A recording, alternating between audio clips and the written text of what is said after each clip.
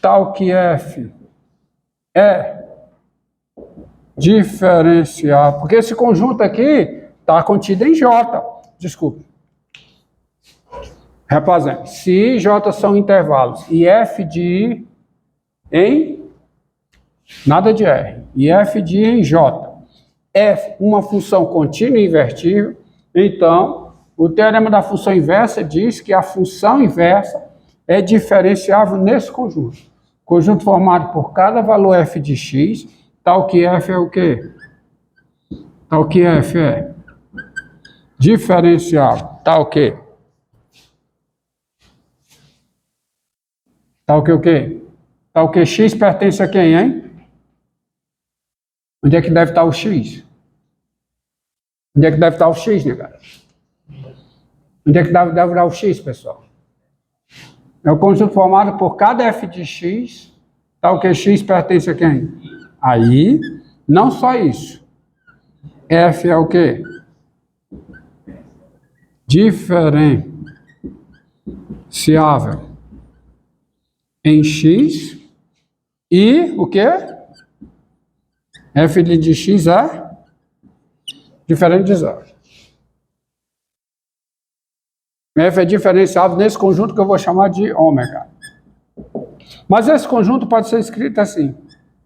É o conjunto formado por y, é o conjunto formado por quê? Por cada y pertencente a j, né? Por cada y pertencente a j, tal que x pertence a i, tá? Y tal que é o conjunto formado por cada y pertencente a j, tal que y é igual a quê? É f de x com x pertencente a i, f diferenciável em x e f de x diferente de zero. E quem é a derivada de f a menos 1 em y? Quem é? Aí uma releitura da fórmula. Quem é a derivada da f a menos 1 em y? Quem é? É 1 sobre a derivada da f, aonde? Em f a menos 1 de y, qualquer que seja o y pertencente a ômega. Tá certo? Qualquer que seja y pertencente a ômega. Então a fórmula fica dessa forma. A derivada de f a menos 1 em f de x, justamente, em f de x é 1 sobre a derivada da f em x. Mas se o y é f de x, quem é o x? F a menos 1 de y. Então, qualquer que seja o y dentro de ômega, desse ômega aqui, você tem essa fórmula. Tá certo? A fórmula é essa. Vamos pegar um outro exemplo. Aqui. Ó. Vou pegar um outro exemplo.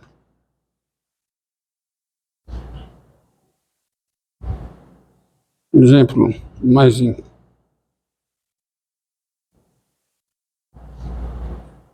usando o teorema da função inversa.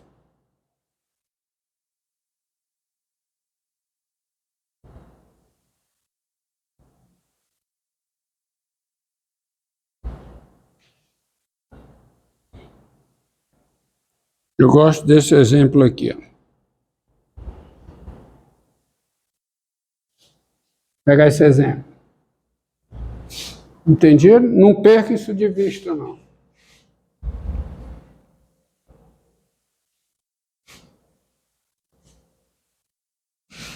Esse teorema é importantíssimo, tá? Ele é importante para as funções trigonométricas inversas, que é o assunto do cálculo 2, para a derivada da função exponencial, que é o assunto breve, que será abordado em breve, e para a derivada das funções hiperbólicas inversas, que também é um assunto lá do cálculo 2. Toda vida que envolver derivada da função inversa, você é remetido a quê? Ao teorema da função inversa.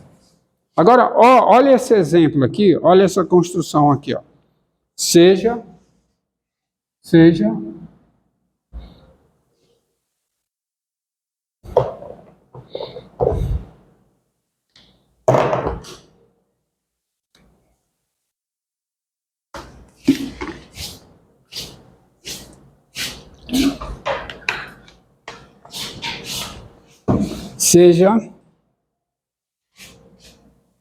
f de E em R a função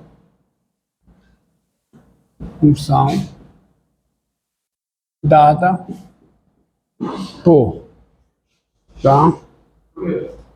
Essa aí já é outro exemplo, né? Esse é um outro exemplo. É um outro exemplo. Aplicação do teorema.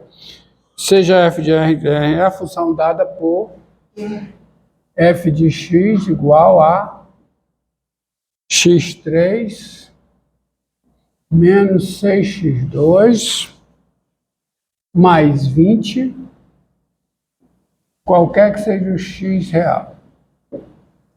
Tá? x3 menos 6x2 mais 20, qualquer que seja o x real. Tá?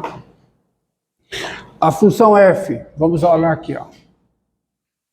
A função f, ela é de classe C infinito, claro, é um polinômio, tá? Uma função polinomial de classe C infinito com quem é a derivada da f em x? Quem é?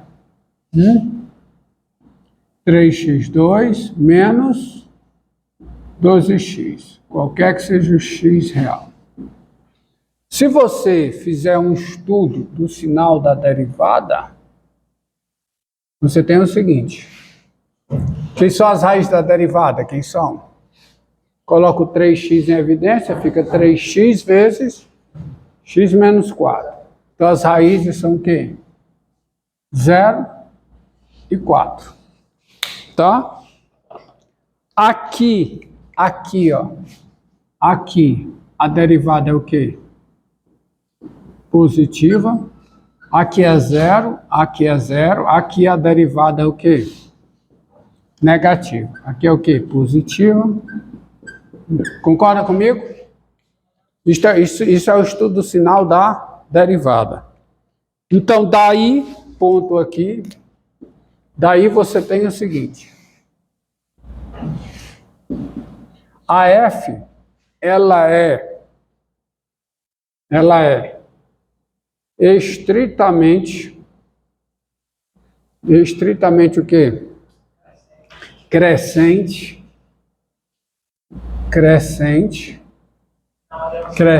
na união não.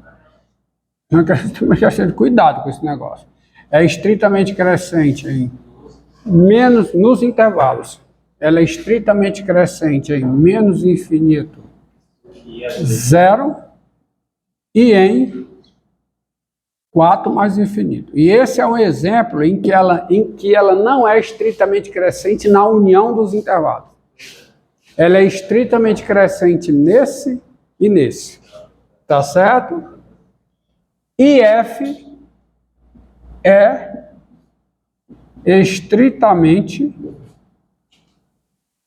decrescente,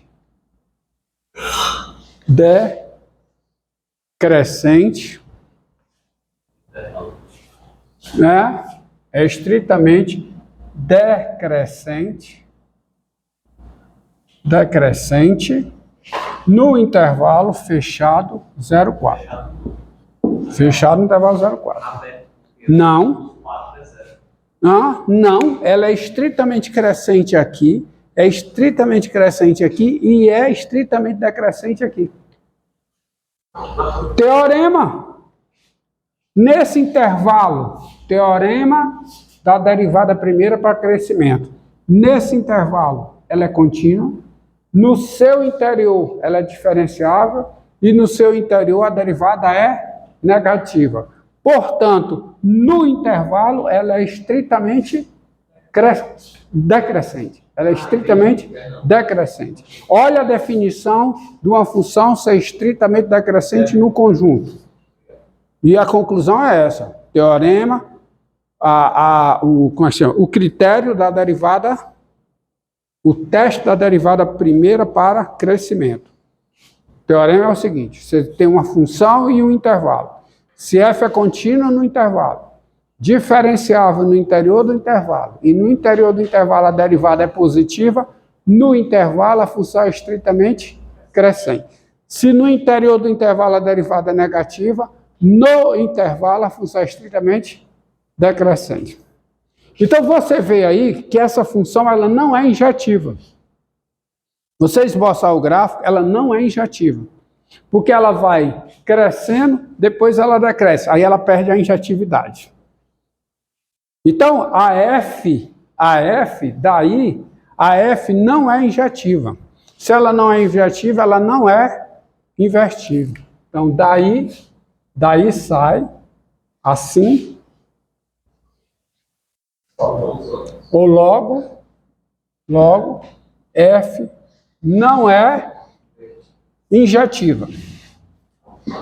E se ela não é injetiva, ela não é invertível. Veja que ela é sobrejetiva, porque ela é um polinômio de grau 3. Limite com x tendendo a mais infinito é mais infinito, limite com x tendendo a menos infinito é menos infinito, de f de x. Ou seja, o conjunto imagem cobre toda a reta, pelo teorema do valor intermediário. Usando isso, o teorema do valor intermediário, você tem que a imagem cobre toda a reta, a imagem é R, ou seja, ela é sobrejetiva, mas ela não é invertível. Por quê? Porque ela não é injetiva. Ela dá a volta, ela é estritamente crescente, depois estritamente decrescente, matou a injetividade. Tá? Matou a injetividade. No entanto, seja o seguinte. Olha, é possível definir a seguinte função, ó. Vou destacar em preto aqui. Seja G do intervalo 0,4 no seguinte intervalo. Quem é f de 0? Quem é f de 0? Me diga. F de 0 é quanto? 20, ó. Vou colocar aqui. F de 0 é quanto? 20. F de 0 é 20. Concorda comigo? Quem é f de 4? Faça a conta aí para mim, f de 4. Quem é? 64. F de 4 é quanto? 64. Menos o quê? 6 vezes 16. Dá quanto? 6 vezes 16? 96. Mais 20. Quanto é que dá isso aqui? 64 menos 96? Menos 32.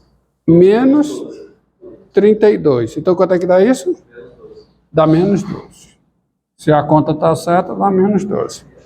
Então, a função que vai do menos 12 desse intervalo, aqui essa função está bem definida, seja g, digamos, dada por, seja, e eu vou colocar aqui, que é conclusão. A possibilidade de definição da função é conclusão. Então, porque a definição é possível por causa dessa observação. Seja G do intervalo o quê? 0,4. Aonde? No intervalo menos 12, 20. Vamos lá de novo. F de 0 é 20. F de 4 vai ficar o quê? 4 à terceira, 64. 4 ao quadrado, 16 vezes 6 dá menos 96, mais 20.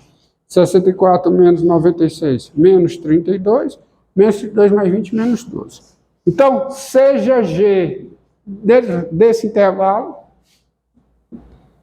dada por G de x igual a f de x. que é o quê? Que é x3 menos 6x2 mais 20. Qualquer que seja o x pertencente a 0,4. Essa definição está perfeita, ou seja, a função está bem definida. Por quê? Porque se o x varia no intervalo 0,4, g de x desce de 20 até menos 12, porque a função ela é estritamente decrescente no intervalo 0,4. Ou seja, o valor g de x está dentro desse intervalo. O valor f de x está dentro desse intervalo. Portanto, a função g está bem definida. Ela vai daqui para cá. Ela é invertível, claro. Ela é sobrejetiva. Ela... Como foi que eu disse? Não, não disse isso não, cara. Não disse isso não. Não disse isso. Não disse isso. Eu me engasguei aqui, sei lá, mas eu não disse isso. Cara, desmonetizado. Você. Esse eu vou ter que editar. Isso eu vou ter que editar. Então, tá. Não, claro. Falei claro. Ó, Óbvio que ela, por que ela é injetiva? Por que ela é injetiva? Porque ela não vai ter duas imagens. Porque ela é estritamente decrescente. A função f é estritamente decrescente aqui. Então ela é injetiva. A lei de formação da f está sendo usada para a lei de formação da g. E ela é sobrejetiva pelo teorema do valor intermediário. Ela todo número aqui dentro é imagem de alguém pela g.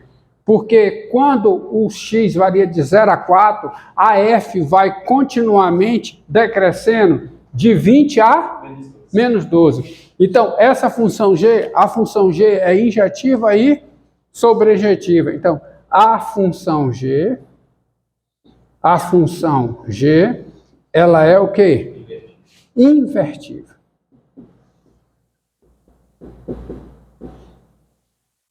Invertível e contínua. Contínua, claro que ela é contínua. Professor, Diga. o senhor pegou só o intervalo 0,4. Só o 0,4 para formar G. Quem é a G? É a restrição... Não. Cuidado. A G, formalmente, rigorosamente falando, a G não é a restrição da função f ao intervalo 0,4. Porque a restrição da f ao intervalo 0,4 tem como contradomínio o mesmo contradomínio da f. Aí ela não seria sobrejetiva, ela seria injetiva. Se eu pegar a restrição da f ao intervalo 0,4, ela é injetiva, porém não é sobrejetiva. Aí eu monto dessa maneira, por isso que eu chamo de G, que vai daqui para cá. Essa função, ela é invertível e contínua. Logo, a inversa é contínua. Agora, observe uma coisa. Ó. Dado y, se você pegar um y no intervalo aberto menos 12, 20, ou 12 horrível, né? Dado y no intervalo aberto menos 12, 20, por que no intervalo aberto menos 12, 20? Vamos ver. Por que no intervalo aberto? Pelo seguinte, ó. Essa função, ela é diferenciada, a função g, ela é invertível, contínua, e ela é diferenciável no intervalo fechado. E quem é a derivada da g no zero? É a derivada da f no zero, que é quanto? Zero.